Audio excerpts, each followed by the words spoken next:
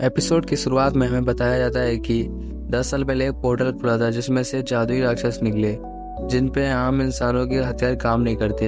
इन्हें मारने के लिए वैसे व्यक्ति चाहिए थे जिन पे जादुई ताकतें हों, उन्हें हंटर कहा जाता था। फिर हमें बताया जाता है कि जिस भी व्यक्ति की अगर जादुई शक्ति अनलॉक हो चुकी है तो उसे नेक्स्ट लेवल पर नहीं पहुंचाया जा सकता। जैसे कि सबसे ऊपर वाली रैंक पे है एस रैंक और सबसे नीचे वाली रैंक पे है ई रैंक, और शायद जो हमारा मेन कैरेक्टर है वो भी ई रैंक पे है अभी। और फिर हमें प्रेजेंट ऐसे 3 साल पहले की कहानी दिखाई जाती है। हमें एक आइलैंड दिखाया जाता है जहाँ पे बहुत सारे मॉन्स्टर होते हैं जो कि चींटियाँ होती हैं, वो भी लाल कलर की। वहाँ पे ई रैंक के हंटर्स आए होते हैं उन चींटियों को मारने के लिए, लेकिन वो मार नहीं पा रहे होते हैं क्योंकि वो चींटियाँ उनसे बहुत ताकतवर थी। उनमें से एक मरने ही वाला था, लेकिन वहाँ पे एस रैंक के हंटर्स आते हैं उन्हें बचाने के लिए। उनमें से एक उसे बचाता है और बाकी तो उन लाल चींटियों को मारना शुरू कर देते हैं। वो थोड़ी देर में सारी लाल चींटियों को मार देते हैं और फिर वो देखते हैं कि एक सफ़ेद चींटी उनके पास आ रही है जो कि बहुत बड़ी थी। फिर उन्हें लगता है कि यही इनकी लीडर है, लेकिन वो उसे भी आराम से मार देते हैं। फिर वो देखते हैं कि वहाँ पे बहुत सारी सफ़ेद चींटियाँ उनकी तरफ आ रही थी, लेकिन वो डरते नहीं है, वो उनको भी मारने के लिए तैयार हो जाते हैं। फिर हमें उसी आइलैंड पे एक सिटी का सीन दिखाया जाता है जहाँ पे बहुत सारे हंटर्स होते हैं, और वहाँ पे एक थोड़ा बड़े रैंक का हंटर होता है।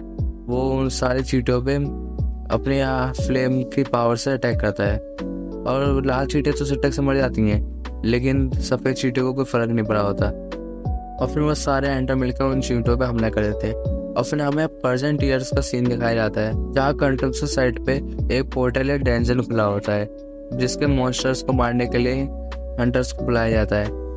और वहाँ पे एक फाक नाम का हंटर भी आया होता है जिसकी बीवी प्रेग्नेंट थी और उसे नौकरी भी छोड़ दिया था, लेकिन वो आज के दिन इसलिए आ गया क्योंकि उस पैसे की जरूरत थी। और फिर हमारे कहानी का मेन कैरेक्टर भी आ जाता है जिनवू, और उसको देख के सारे लोग खुश हो जाते हैं। और फिर पार्क बोलता है कि क्या ये यहाँ पे सबसे ताकतवर है। और फिर जो वहाँ पे एक आदमी खड़ा था वो बताता है कि नहीं, ऐसा नहीं है, इसका एकदम अपोजिट है, ये सबसे कमज़ोर हंटर्स है। ये ई रैंक के डेजन में भी अपने आप को संभाल नहीं पाता और छोटे रैंक के मॉन्स्टर के हाथों भी पिट जाता है। इसलिए ये सारे लोग खुश हैं क्योंकि हो सकता है ये इधर आया इसका मतलब ये मिशन बहुत इजी होगा। और फिर वहाँ पे हमें एक लड़की दिखाई जाती है जिसका नाम होता है जूही। जूही जाके जिंगबू के पास बैठ जाती है और पूछती है तुम्हें इतनी चोटें कैसे लगी, तुम्हारी टीम में कोई हीलर नहीं था। फिर जिंगबू बताता है कि नहीं, मेरी टीम में हीलर कोई नहीं था क्योंकि हमारी टीम में बस मैं ही कमज़ोर था और सब बड़ी रैंक के हंटर्स थे, उन्हें हीलर की ज़रूरत नहीं थी, इसलिए मेरी इतनी चोटें लग गई। ये सुन के जूही बहुत नाराज़ होती है। तो वहाँ पे एक हंटर आता है जो कि उनका लीडर बना होता है क्योंकि वहाँ पे सबसे बड़ी रैंक का वही था। और फिर वो बोलता है चलो तैयार हो जाओ तो हम चलते हैं डेंजन में मॉन्स्टर्स को मारने के लिए। फिर सबको तैयार होकर निकल जाते हैं उस डेंजन के लिए। फिर जिंगू अपने तलवार की तरफ देखता है जो कि एक छोटी सी होती है और वो पुरानी भी लग रही होती है क्योंकि वो बहुत गरीब था, तो वो अपने लिए एक महंगी चीज़ नहीं खरीद सकता था। और फिर वो चल जाता है पोर्टल के अंदर। और फिर हमें हंटर्स के प्रेसिडेंट का सीन दिखाया जाता है जो कि गवर्नमेंट के साथ मीटिंग करके आए होते हैं। वो बोल रहे होते हैं कि गवर्नमेंट हमसे सारे ये क्रिस्टल्स मांग रही है, इन्हीं क्रिस्टल को बेच के हंटर्स पैसे कमाते हैं। फिर हमें जिंगवू का सीन दिखाया जाता है जिसने एक छोटा सा क्रिस्टल एक छोटे मॉन्स्टर को मार के ले लिया होता है, और फिर तभी एक पीछे से ई रैंक का मॉन्स्टर उस पर हमला कर देता है। लेकिन अब जिंगवू से पूरी रोकने की कोशिश करता है अपने छोटे से कनाइफ से, लेकिन वो कनाइफ टूट जाती है जिसके कारण वो मॉन्स्टर उसके पेट में वो तलवार घुसा देता है, जिसके कारण जिंगवू मरने की हालत में रहता है। और फिर वहाँ पे पार करके उस मॉन्स्टर को मार देता है। फिर जूही उसे हील करना शुरू कर देती है। फिर जिंगवू देखता है कि सारे जो भी हंटर्स हैं ये आराम से इन मॉन्स्टर्स को मार रहे हैं, जिससे इन पे बहुत सारे क्रिस्टल आएंगे और ये महंगे महंगे सामान खरीद पाएंगे, जिससे ये और ताकतवर होंगे। फिर हमें दिखाया जाता है कि हंटर्स को कैसे भर्ती किया जाता है। पहले उन्हें एक टेस्ट देना पड़ता है जिसमें उनकी ताकत का पता करा जाता है कि उनमें कितनी ताकत है, और फिर उसी हिसाब से उन्हें रैंक देंगे। और जो इन हंटर्स को हायर करते हैं उन्हें गिल्ड कहा जाता है। और मिस्टर चोई भी इन्हीं गिल्ड का एक मास्टर था।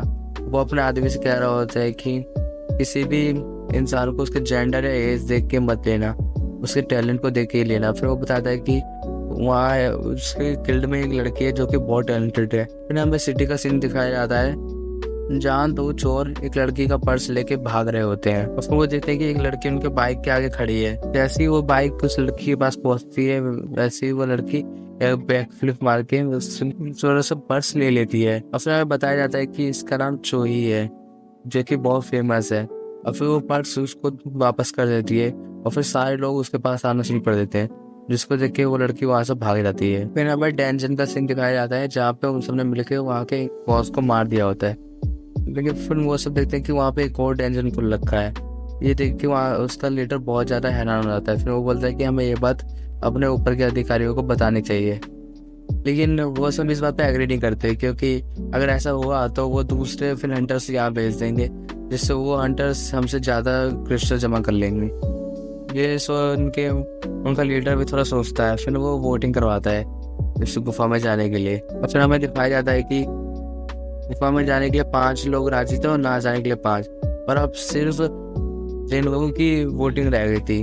अब वो जो बोलेगा वही होगा। अगर वो बोलेगा जाना है तो जाएंगे, और वो बोलेगा नहीं जाना तो अब नहीं जाएंगे। मैं सबको पूछा कि तुम्हारा क्या फैसला है। फिर जिनको सोचता है कि उसके पापा लापता है और उसकी माँ की तबीयत खराब है और उसकी बहन को पढ़ाई करने के लिए पैसे चाहिए, तो वो ये सब सोचने के बाद बोलते थे हाँ मेरे गुफा में जाना है। और फिर वो सब उस डेंजर के अंदर घुस जाते हैं और वो देखते हैं कि वहाँ पे बहुत सारी मूर्तियाँ हैं। फिर देख के वो सब हैरान हो रहे होते हैं। वो देखते हैं कि यहाँ तो मोस्टर है ही नहीं। वो फिर बोलते हैं यहाँ तो मतलब हमें क्रिस्टल नहीं मिलेंगे, तो हमें यहाँ से जाना चाहिए। फिर वो देखते हैं कि वहाँ का गेट बंद हो गया है। फिर जिनको ध्यान देता है कि एक मूर्ति पे लिखा है भगवान की पूजा करो, भगवान की हर बात मानो, और अगर नहीं करोगे तो तुम्हें मार दिया जाएगा। यही सब सुन के एक हंटर बहुत ज्यादा डर जाता है और वो गेट खोलने के लिए गेट के पास जाता है। जैसे वो गेट खोलने की कोशिश करता है, उनमें से एक मूर्ति उसका गला काट देती है। ये देख के सारे हंटर बहुत डर जाते हैं। जो ही जिंगू को पकड़ के बैठ जाती है।